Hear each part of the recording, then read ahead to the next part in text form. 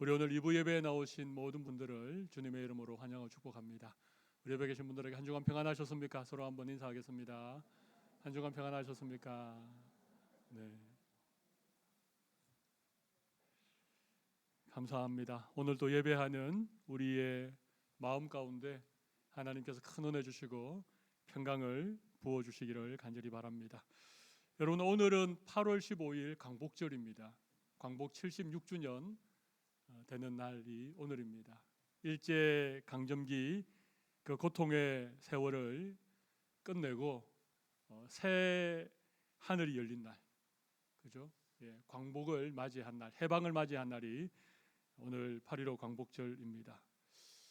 일제 강점기가 정확하게는 35년입니다. 우리 36년이라고 잘못 알고 계신데 35년입니다. 그런데 이스라엘이라고 하는 나라는 이 35년에 딱 2배에 해당하는 70년이라고 하는 정말 긴 세월 동안 바벨론이라고 하는 나라에 포로 생활을 했습니다. 이스라엘이라고 하는 나라가 바벨론에 망하고 그들이 머나먼 타국 바벨론의 포로로 끌려가서 장장 70년의 세월이 흘렀습니다. 모든 소망이 사라지고 정말 절망뿐인 그 상황에 하나님이 갑자기 그 민족을 해방시켜 주셨습니다.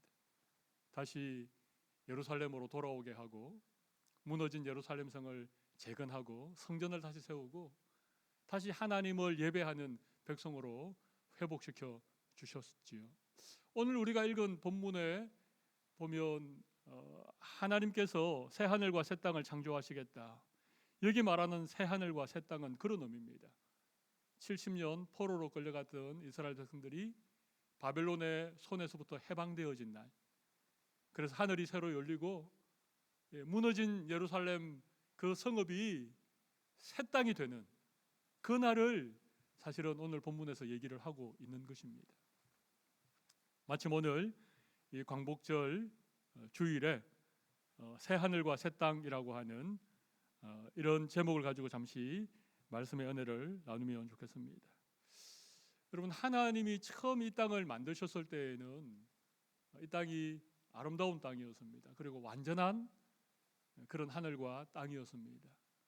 근데 우리가 아는 것처럼 죄가 이 땅에 들어왔지요. 하나님의 말씀을 불순종하고 죄를 지음으로 말미암아 이 땅에 고통이 시작된 것입니다. 아픔도 질병도 죽음도 또 이 땅이 파괴되는 그런 일들도 죄가 들어옴으로 시작되어진 것이죠. 물론 하나님이 만드신 아름다운 자연의 모습들이 여전히 남아있긴 하지만 그래도 얼마나 이 땅이 많이 이렇게 황폐하게 되어졌습니까? 다 죄 때문이죠. 우리에게도 눈물이 있고 고통이 있고 평생토록 정말 수고의 짐을 지고 힘겹게 살아가는 이 모든 것들이 사실은 죄로 말미암아 이 땅에 하나님의 어떤 심판이 들어왔기 때문에 그런 것입니다. 근데 하나님은 이렇게 죄로 말미암아 심판을 받은 이 땅을 언젠가 하나님이 새롭게 하시겠다. 새 하늘과 새 땅으로 하나님이 다시 창조하시겠다. 그런 약속을 주십니다. 하나님을 믿는 하나님의 백성들은 이 하나님이 다시 창조하실 새 하늘과 새 땅을 우리는 바라보고 그 나라를 우리가 믿고 소망하면서 살아가는 그런 백성들이지요. 다시 말하면 천국에 대한 소망이 있다는 것입니다. 하늘 나라에 대한 믿음을 우리는 가지고 간다는 것이죠. 여러분, 여기 말하는 새 하늘과 새 땅은 그런 의미에서 하나님의 나라 그렇게 표현할 수 있습니다. 혹은 천국 그렇게 말할 수 있습니다.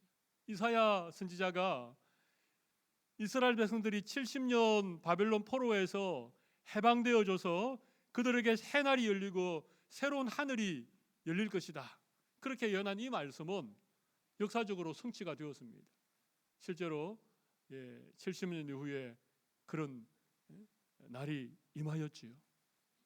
근데 여러분, 이 이사야 선지자가 예언한 이 말씀은 이미 지나간 역사 가운데 이루어진 일이기도 하지만, 이 말씀은 또 예수님이 이 땅에 오셔서 우리가 잘 아는 것처럼 우리의 죄를 대신 지시고 십자가에 죽으심으로 우리의 모든 죄의 문제를 해결하시고 사흘 만에 다시 살아나셔서 사망의 권세를 깨뜨리신 그 부활하신 그 예수님 안에서 이미 이 하나님의 나라가 우리 가운데 찾아오게 된 것이죠.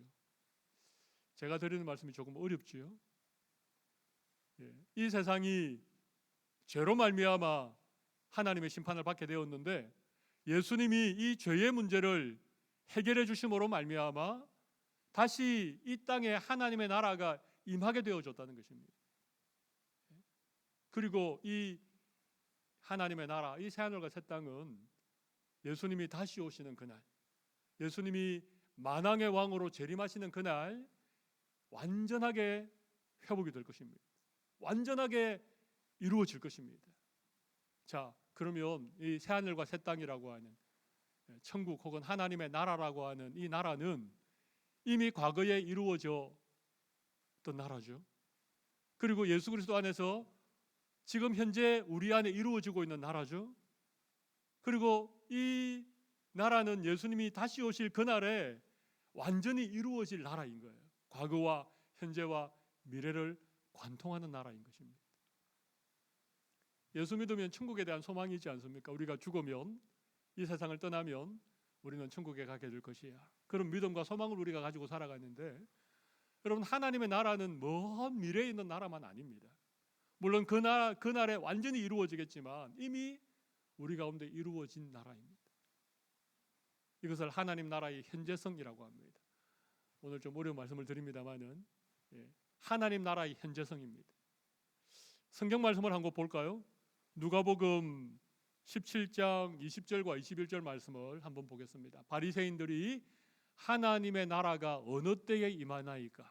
하나님의 나라가 언제 임합니까? 묻거늘 예수께서 대답하여 이르시되 하나님의 나라는 볼 수 있게 임하는 것이 아니요 또 여기 있다 저기 있다고도 못하리니. 그 다음 뭡니까? 하나님의 나라는 너희 안에 있느니라. 하나님의 나라가 이미 우리 안에 있다는 것입니다. 마태복음 12장 28절에 예수님은 또 이처럼 얘기하십니다. 그러나 내가 하나님의 성령을 힘입어 귀신을 쫓아내는 것이며 하나님의 나라가 이미 너희에게 임하였느니라. 하나님의 나라는 이미 우리 가운데 임했다는 것입니다.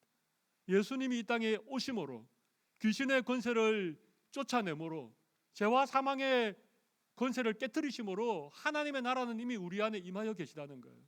여러분, 여기 이미 하나님의 나라가 임하였다는 것입니다. 그런데 하나님의 나라는 완전히 이루어지는 건 아닙니다. 이루어진 건 아닙니다. 예수님이 다시 오시는 그날, 예수님이 재림하시는 그날 정말 완전한 새하늘과 새 땅이 이루어질 것입니다. 요한계시록 21장의 말씀을 보시면 이런 말씀이 있죠. 또 내가 새하늘과 새 땅을 보니, 여기도 이사야 65장에 나와 있는 새하늘과 새 땅이 또 나오죠. 또 내가 새하늘과 새 땅을 보니 처음 하늘과 처음 땅이 없어졌고 바다도 다시 있지 않더라. 내가 봄에 거룩한 성 새 예루살렘이 하나님께로부터 하늘에서 내려오니 그 준비한 것이 신부가 남편을 위하여 단장한 것 같아라. 내가 들으니 보좌에서 큰 음성이 나서 이르되 보라, 하나님의 장막이 사람들과 함께 있으며 하나님이 그들과 함께 계시리니 그들은 하나님의 백성이 되고 하나님은 친히 그들과 함께 계셔서. 사절이 중요합니다. 우리 이 말씀 많이 들어보셨죠? 모든 눈물을 그 눈에서 닦아주시니 다시는 사망이 없고 애통하는 것이나 곡하는 것이나 아픈 것이 다시 있지 아니하리니 처음 것들이 다 지나갔음이로라. 처음 것들이 다 지나가고 하나님이 창조하신 새하늘과 새 땅이 임하게 되면 눈물도 고통도 사망도 아픈 것도 애통하는 것도 다 없어지는 그런 하나님의 나라가 완전히 임하게 된다는 것입니다. 이 나라는 아직 이루어지지 아니했죠, 그죠? 예수님이 다시 오시는 그날 이루어지죠.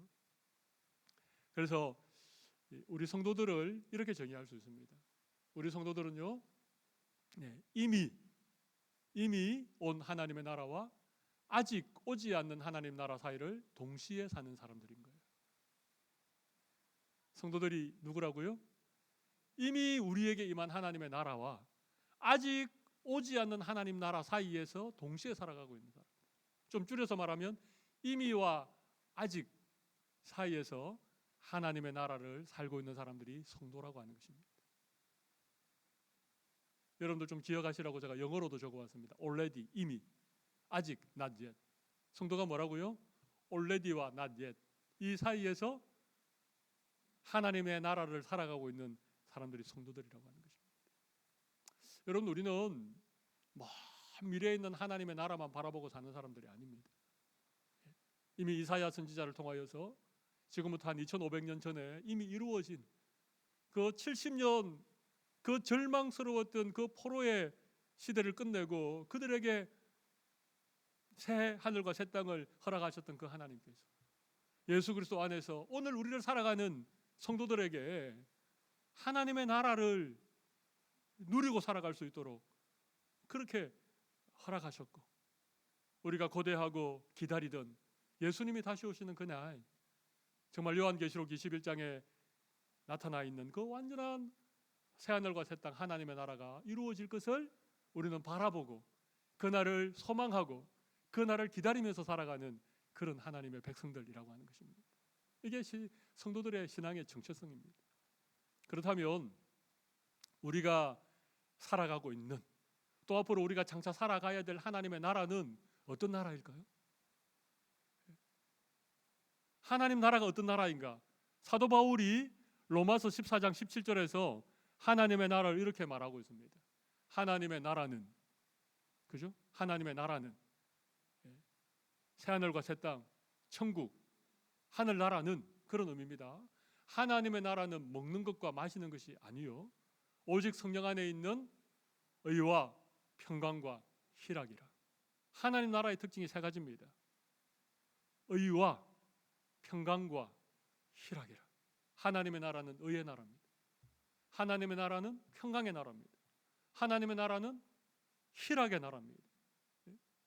정의롭고 공의로운 나라이고 평화의 나라이고 기쁨과 즐거움으로 가득한 나라가 하나님의 나라인 것이죠. 이 나라를 예수님이 이미 우리에게 허락하셨습니다. 우리는 비록 이 세상에 두 발을 디디고 살아가지만 우리는 하나님 나라의 백성들이고 이미 우리에게 임한 하나님의 나라를 살아가고 있는 자들입니다. 그래서 우리의 삶 속에서 이런 의와 평강과 희락이라고 하는 이 하나님 나라의 특징들이 우리의 삶 속에서 나타나야 돼요. 또 우리는 그것을 누릴 수 있어야 됩니다. 그런데 오늘 이사야 선지자가 새 하늘과 새 땅에 대해서 말씀하고 있는 이 본문 속에서 너무나도 정확하게 사도 바울이 하나님 나라가 의와 평강과 희락이라고 했는데 오늘 본문 속에요 희락이 나타납니다. 새 하늘과 새 땅은 희락의 나라, 기쁨의 나라라고 하는 게 나타납니다. 오늘 본문 속에 새 하늘과 새 땅은 의의 나라, 헛되이 수고하지 않는 나라라고 하는 것이 나타납니다. 이사야 선지자가 새 하늘과 새 땅을 얘기할 때에 오늘 본문 속에 하나님 나라의 그 평화의 나라의 모습이 나타납니다. 이리와 어린 양이 함께 먹는 나라, 평화의 나라입니다. 그래서 오늘 저는 본문의 말씀을 통해서 우리에게 임한 하나님의 나라가 어떤 나라인가, 또 이미 하나님의 나라의 백성으로 살아가는 우리들이 어떻게 살아가는 것이 하나님의 나라의 백성으로 살아가는 것인지를 짤막하게 말씀을 드리겠습니다. 제가 서론을 너무 길게 해서 우리 세 가지 주제는 좀 짤막하게 말씀드리겠습니다. 첫 번째는 희락입니다. 희락, 변치 않는 기쁨이죠. 오늘 본문 18절 19절 말씀을 보겠습니다. 너희는 내가 창조한 것으로 말미암아 영원히 기뻐하며 즐거워할지니라. 영원히 기뻐하고 즐거워하라. 보라, 내가 예루살렘을 즐거운 성으로 창조하며 그 백성을 기쁨으로 삼고, 예루살렘 성이 즐거움의 성이 되고 그 백성들이 기쁨의 백성들이 된다는 얘기입니다. 내가 예루살렘을 즐거워하며 나의 백성을 기뻐하리니 우는 소리와 부르짖는 소리가 그 가운데에서 다시는 들리지 아니할 것이니. 하나님이 만드신 새하늘과 새 땅. 하나님의 나라는요, 영원히 기뻐하며 즐거워하는 나라. 하나님이 그 성을 즐거움으로, 백성을 기쁨으로 삼는 그런 나라. 하나님이 예루살렘을 바라보면서 즐거워하시고 백성들을 기뻐하는 그런 기쁨의 나라, 희락의 나라가 하나님의 나라라고 하는 것입니다. 여러분, 예수 믿고 살아가는 거 기쁘십니까? 네. 여러분에게 이런 하나님 나라의 희락이, 기쁨이 여러분에게 있으신지 모르겠습니다. 삶이 고되고 인생의 무게가 만만치 않지만, 살다 보면 괴로운 날도 있고 눈물 흘릴 날도 있지만, 그런데 너무나도 신기하게 우리의 마음속 깊은 곳에서 우리가 알지 못하는 그런 기쁨이 여러분들에게 마치 샘이 솟듯이 솟아 올라오는 그런 경험들을 여러분 혹시 하셨습니까? 세상이 주는 기쁨과는 좀 다른 기쁨입니다. 그죠? 세상의 기쁨은 일시적인 기쁨이잖아요. 세상의 기쁨은 조건적인 기쁨입니다. 어떤 게 있으면 기쁘지만 어떤 게 없으면 기쁨을 빼앗기지 않습니까? 근데 하나님 나라의 기쁨은 변치 않는 기쁨이에요. 영원한 기쁨입니다. 어떻게 설명할 수는 없는데, 내가 왜 기뻐하는지, 왜 내 마음에 즐거움이 있는지를 꼭 집어서 설명할 수는 없는데, 신기하게 우리의 마음에 기쁨이 솟아오르는 그런 경험들이 여러분에게 있으십니까? 그러면 여러분들은 하나님의 나라의 백성인 거예요. 그렇다면 여러분들은 오늘 하나님의 나라를 살고 있는 것입니다. 근데 여러분에게 전혀 그런 기쁨이 없다. 전혀 그런 기쁨이 없다. 늘 그냥 근심이 가득 차 있다. 늘 세상에 대해서 어떤 원망하는 마음들만 가득 차 있다. 여러분, 거울을 좀 자주 보십시오. 내가 얼마나 잘생겼는지, 얼마나 예쁜지를 보지 마시고, 여러분의 거울을 보면서 내 얼굴에 그런 기쁨이 있는가? 내 얼굴에 옅은 미소가 늘 지어지고 있는가? 그걸 한번 보세요. 여러분 얼굴을 한번 거울을 통해서 보십시오. 뭐 정말 삶에 찌들려서 그냥 늘 얼굴이 찌푸러져 있고, 늘 누구에게 한 대 맞은 것처럼 기분 나쁜 표정을 하고 있고, 늘 그러십니까? 그러면 여러분 지금 하나님의 나라를 살고 있지 않으신 겁니다. 여러분에게는 새하늘과 새 땅이 아직 임하지 않은 것입니다. 물론 얼굴에 주름도 있고 움푹 파인 자국도 있고 나이 들어가는 그런 모습이 내 얼굴에 있지만, 그래도 내 얼굴에 신기하게 그런 어떤 희락의 표정들이, 기쁨의 그런 미소가 우리의 얼굴에서 보인다면, 저는 분명히 하나님께서 우리에게 이 하나님 나라의 기쁨을 주셨다고 저는 생각을 해요. 여러분 좀 기뻐하시기 바랍니다. 좀 즐거워하시기를 바라요. 하나님 나라의 첫 번째 특징은 희락입니다. 희락. 근데 이 기쁨은 세상이 주는 기쁨과는 다릅니다. 영원한 기쁨이고 변치 않는 기쁨이 우리 안에 있다는 것입니다. 이유는 잘 모르겠지만, 내가 특별히 기뻐해야 될 그런 일이 없는데도 너무나도 신기하게 내 마음에 어떤 기쁨이 찾아온다면, 기쁨이 다시 회복되어진다면, 그건 여러분에게 분명 하나님의 나라가 임했다는 증거입니다. 두 번째는요, 의의 나라이죠. 헛되지 않는 수고가 있다는 것입니다. 오늘 본문을 다시 한번 보겠습니다. 21절부터 23절을 보겠습니다. 그들이 가옥을 건축하고 그 안에 살겠고 포도나무를 심고 열매를 먹을 것이며, 그들이 건축한 데에 타인이 살지 아니할 것이며, 그들이 심은 것을 타인이 먹지 아니하리니. 여러분, 이게 무슨 얘기입니까? 내가 집을 열심히 건축했는데 내가 거기 못 살고 다른 사람이 그 집에 산다는 거예요. 내가 열심히 포도나무를 심었는데 정작 그 열매를 먹는 사람은 내가 아니고 다른 사람이라고 하는 거예요. 왜 그렇겠습니까? 전쟁이 일어나면 그렇습니다. 전쟁. 그리고 중간에 내가 병들어 죽으면 그렇습니다. 그것도 아니면 사회가 부조리해서 가진 사람, 힘 있는 사람이 힘없는 사람의 것을 착취하고 빼앗기 때문에 그런 일이 일어납니다. 여러분, 세상은 그렇습니다. 세상은요, 불의한 세상입니다. 세상은 구조적인 모순들이 정말 많습니다. 아무리 성실히 살고 최선의 노력을 해도 내가 누리지 못하는 것이 너무 많은 것이 이 세상입니다. 그렇지 않습니까? 그래서 젊은이들이 꿈을 포기해버리죠. 여러분 5포 시대 들어보셨습니까? 7포 시대 들어보셨습니까? 내가 아무리 열심히 노력하고 아무리 내가 준비해도 나는 할 수 없어. 그래서 꿈을 접어버리고 포기하는 젊은이들이 요즘 얼마나 많습니까? 왜 그렇습니까? 왜 정말 수고하고 최선의 노력을 했는데 왜 어떤 결과가 주어지지 않습니까? 세상이 부조리하기 때문에 그래요. 세상이 구조적으로 악하기 때문에 그런 것입니다. 불의하기 때문에 그런 것입니다. 근데 하나님의 나라는 그렇지 않습니다. 하나님의 나라는 의로운 나라입니다. 하나님의 나라는 공의와 정의가 있는 나라죠. 계속해서 22절 하반절 말씀 읽어보겠습니다. 이는 내 백성의 소환이 나무의 소환과 같겠고 내가 택한 자가 그 손으로 일한 것을 길이 누릴 것이며 23절 그들의 수고가 헛되지 않겠고 그들이 생산한 것이 재난을 당하지 아니하겠다는 것입니다. 손으로 한 수고가 헛되지 않다는 것입니다. 내가 손으로 수고하고 얼굴에 땀을 흘린 것을 내가 먹고 그것을 누리게 되는 나라, 그 나라가 하나님의 나라인 것이죠. 하나님은 아담에게 너가 평생토록 얼굴에 땀을 흘려야 먹을 것이다, 그렇게 말씀하셨죠. 그래서 노동은 신성한 것입니다.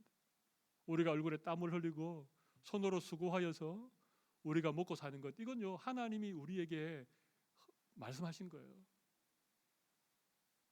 손으로 수고하는 것, 몸을 움직여서 노동하는 것, 그 얼마나 귀한지 모릅니다. 근데 사람들이 자꾸만 내가 수고는 덜 하고 누리는 것은 더 많이 누리고 싶은 이런 생각들이 사람들에게, 이게 여러분 다 죄된 생각입니다. 그죠? 고생은 누가 하고 나는 가만히 있다가 나중에 그걸 내가 다 내 것으로 가져오는, 마치 이게 인생을 잘 사는 것인 양, 마치 그렇게 사는 것이 인생의 성공인 양 착각하도록 끊임없이 우리의 마음속에 잘못된 생각을 부추기는 그런 악한 세력들이 있다는 것입니다. 죄된 우리의 마음이고 그런 마음들을 부추기는 이 어두움에 악한 세력들이 있다는 것입니다. 그래서 사람들이 일확천금을 꿈꿉니다. 로또가 당첨되기를 바랍니다. 노력하지 않고 더 많은 것들을 누리는 것을 사람들은 내심 바라고 있습니다. 근데 여러분, 이거 전부 다 하나님 나라의 가치관이 아닙니다.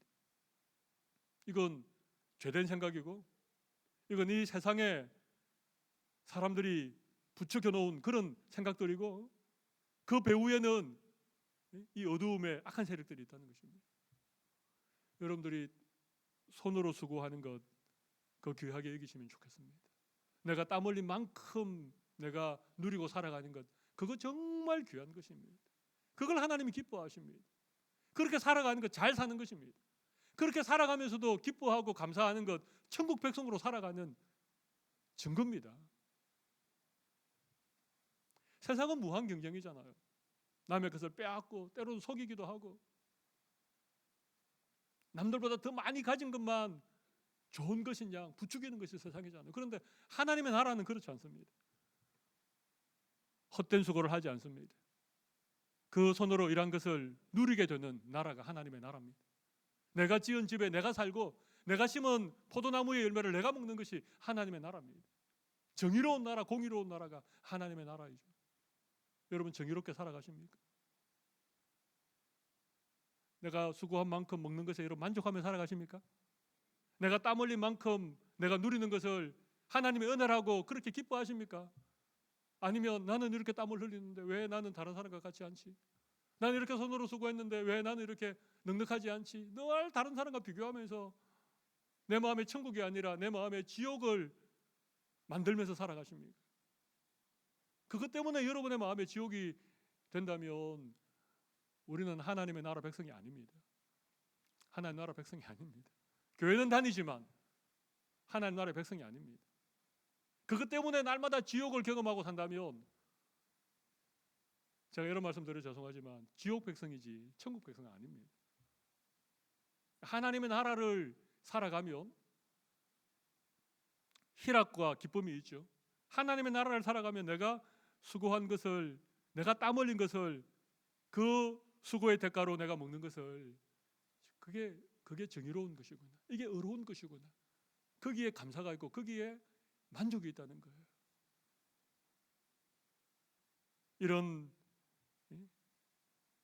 만족과 이런 감사가 여러분에게 회복되시기를 바랍니다. 우리 손으로 수고한 만큼 먹는 거, 그 하나님 기뻐하시는 그 하나님의 나라의 특징입니다. 의로운 하나님의 나라의 특징입니다. 한 가지만 더 말씀드리겠습니다. 세 번째는 평강의 나라죠. 온전한 관계가 회복된다는 것입니다. 하나님의 나라는 평강의 나라입니다. 오늘 본문 24절을 한번 보실까요? 그들이 부르기 전에 내가 응답하겠고 그들이 말을 마치기 전에 내가 들을 것이며. 우리 지난 주일에 이사야 59장에 여호와의 손이 짧아 너희를 구원하지 못함도 아니요 기가 둔하여 쓰지 못하심도 아니라 오직 너희의 죄악이 너희와 너희 하나님 사이를 갈라놓았다. 그렇게 말씀했죠. 이 죄는 하나님과 우리 사이를 갈라놓습니다. 죄는 사람과 사람과의 관계를 파괴시킵니다. 그런데 하나님의 나라는요 완전히 평화의 나라입니다. 하나님께서 우리가 부르기도 전에 응답해 주시고 우리가 말을 하기도 전에 하나님이 다 듣고 계신다는 것. 하나님과의 관계가 완전히 회복되는 것을 말하는 것입니다. 25절은 이리와 어린 양이 함께 먹을 것이며 사자가 소처럼 짚을 먹을 것이며 뱀은 흙을 양식으로 삼을 것이니 너희의 성산에서는 해함도 없고 상함도 없으리라 여호와께서 말씀하시니라. 여러분, 심지어 이리와 어린 양이 함께 먹는 나라, 그 나라가 하나님의 나라라고 하는 거예요. 원래 인간은 다 이렇게 열매를 먹도록 그렇게 만드셨습니다. 에덴 동산에는 각종 나무의 실과가 있었거든요. 그러니까 손을 내밀면 그냥 어떤 과일이라도 먹으면 되었습니다. 그런데 죄가 들어오고 이 땅이 엉겅퀴를 내고 인간들이 점점 탐욕스러워지면서 결국 짐승을, 고기를 먹게 된 것입니다. 물론 하나님이 허락하신 부분도 있지만, 그래서 그때부터 무한 경쟁, 약육강식, 이 세상이 정글의 법칙이 지배하는 그런 곳이 되어버린 거예요. 그렇죠. 그러니까 사실은 평화를 누리기보다는 전부 다 경쟁 상대고 내가 잡아먹히든지 아니면 내가 잡아먹든지, 그렇지 않습니까? 참된 평화가 사라져버린 그런 시대가 되었습니다. 근데 하나님의 나라는 평강의 나라입니다. 깨어졌던 관계들이 온전하게 회복되어지는 나라, 그 나라가 하나님의 나라입니다. 부부의 관계들이 회복되는, 부모 자식 간의 관계가 회복되는, 성도들 간의 관계가 회복되는, 하나님 만드신 자연과의 관계가 회복되어지는, 환경보호 예수 믿는 사람들이 해야 됩니다. 하나님의 나라 백성들이라면 하나님이 손으로 만드신 아름다운 자연을 정말 사랑하고 그것을 보존하고 그렇게 하는 일들을 해야 됩니다.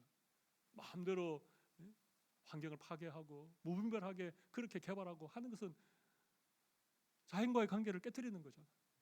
이런 관계가 깨어지니까 이 대자연이 말이죠, 천재지변이라고 하는 이런 엄청난 일들을 통해서 우리가 자연을 향해서 행했던 그 모든 것들에 대해서 지금 되갚아주고 있지 않습니까? 이거 다 인간이 자연과의 관계를 파괴시킴으로 말미암아 되돌려받는 거예요. 왜 오존층이 파괴됩니까? 왜 남극에 북극에 그 두터운 만년설이 녹고 있습니까? 그래서 왜 기온이 올라가고 수면이 올라가고 왜 수백 년 만에 폭염이 있고 왜 그럴까요? 모두 다 잘못되어진 관계 때문에 그렇습니다. 평화가 다 깨트려져 버려요. 사람들도 끊임없이 시기하고 끊임없이 질투하고 서로 비교하고 경쟁하고. 그러니까 마음 편하게 누구를 이렇게 사귀고 마음을 열고 그렇게 할 수가 없는 세상이잖아요. 괜히 마음 놓고 어떤 사람 믿었다가 나중에 뒤통수 맞을까 봐, 그죠? 믿는 사람에게 발등 찍힐까 봐. 제 신조는요, 발등을 찍을 때까지 믿어보자. 이게 제 신조입니다. 제 아내는 늘 그렇게 하지 말고 사람 너무 믿지 말라고 늘 그러는데, 저는 예수 믿는 사람들은요, 누가 내 등에 칼을 꽂을 때까지 그 사람을 믿어보자. 우리라도 그렇게 믿어줘야지. 안 그렇습니까?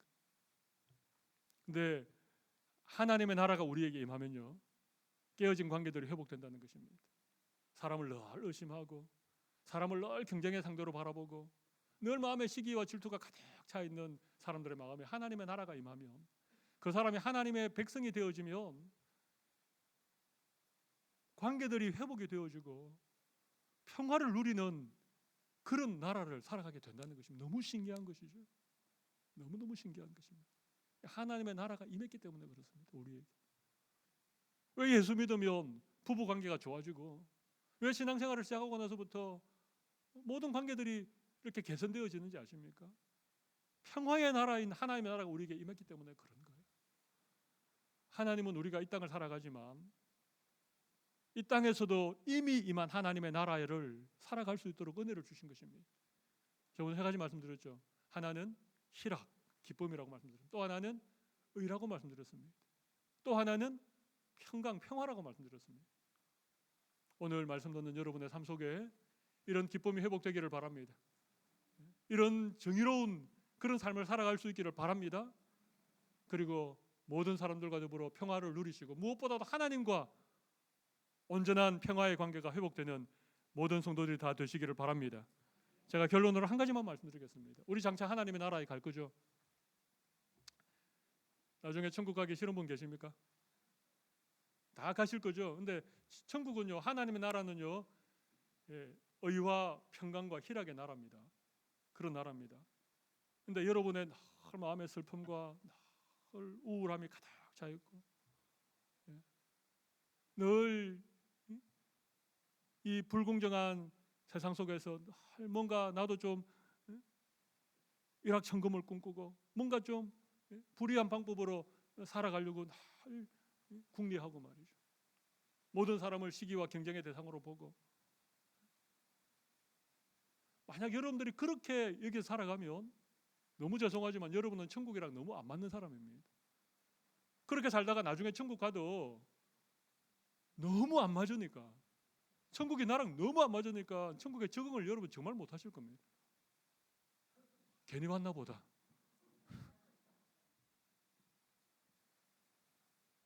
그래서 어떤 분은요, 그럴 바엔 지옥이 더 낫다고 하는 분이 계십니다.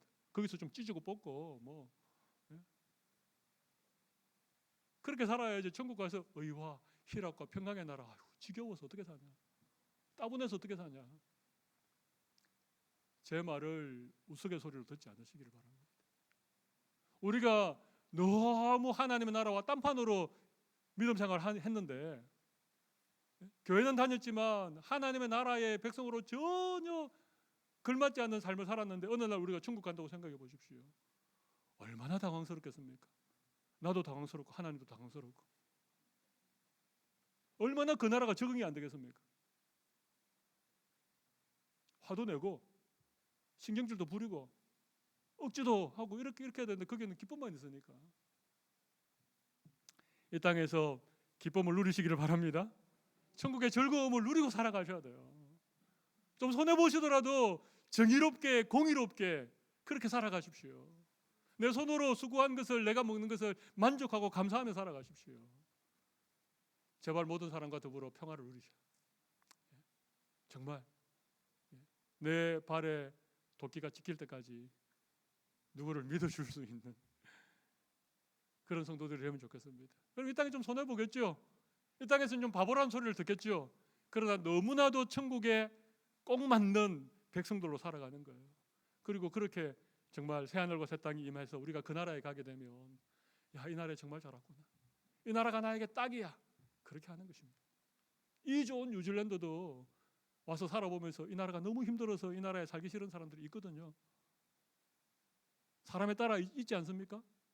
천국이 그렇게 좋은데 천국이 나랑 안 맞아, 그럴 사람들이 있습니다. 그러니까 우리가 예수님이 이 땅에 오셔서 하나님의 나라를 우리에게 이미 임하게 하셨던 이유는 이 땅에서 천국을 연습하라고, 이 땅에서 천국을 조금이나마 맛보면서 살아가라고, 교회와 가정을 통해서 천국의 맛보기를 우리가 좀 맛보면서 살면서 그 천국을 좀 더 사모하고 그 나라에 가서 살 것을 소망하며 살아가라고 하나님이 이미 우리에게 하나님의 나라를 허락하신 거예요. 이 땅에 두 발을 딛고 살아가지만 천국을 누리며 살아가는 우리 모든 성도들이 다 되시기를 바랍니다. 가슴에 손을 잠깐 올려보시기 바랍니다.